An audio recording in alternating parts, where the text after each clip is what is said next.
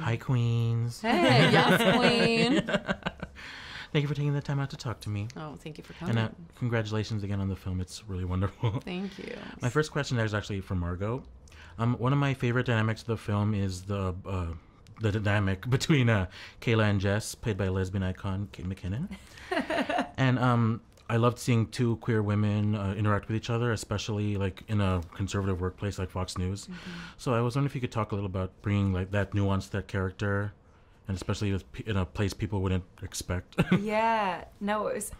I loved. I mean, I spent so much of the film with Kate McKinnon's character Jess. So Kate and I I did SNL a little while ago. So Kate and I had met before and worked together in that space, and I felt like we just clicked immediately, and we had chemistry so readily there, and it was so fun to have that relationship with Jess and Kayla, especially because I really think it was built on friendship, and I think Kayla was not ready in this film and at this stage of her life to identify her sexuality, and I think that's something she's definitely compartmentalized. In fact, I think that's not something she would even deal with for decades to come yet.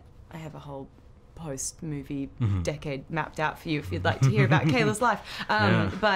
But it was so fun to play with Kate, and she improvs a lot, and she's funny and hilarious, but then also we had a lot of dramatic moments to do together, and to watch Jay work with her and to see her in that space, which I've had, I think most audiences have had so few chances to see her in that sort of acting realm. So fun, and she's so talented, and she's the nicest person ever. I could talk for an hour about how much I love Kate.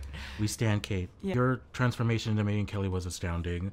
And what was it like to bring her side of the story up to the forefront, especially because she's such a controversial figure, but her voice is really important, especially in what happened with the takedown of Roger Ailes. So what was it like to bring her story to life? It was an interesting one. It had highs and lows. I had to really kind of like set aside my own personal feelings about how I feel about her and really focus on the importance of why I wanted to make this movie. And that was that I believe that we all women, even the ones that have different opinions than me and are not like-minded with me and work at places like Fox, should be able to go to work and feel safe. Mm-hmm. Yeah. And sorry, just to wrap things up, art and film has the power to send messages to people, like especially the masses. And with this movie being like at the core is like brave women standing up for each other and coming together. What message do you hope this sends to women out there?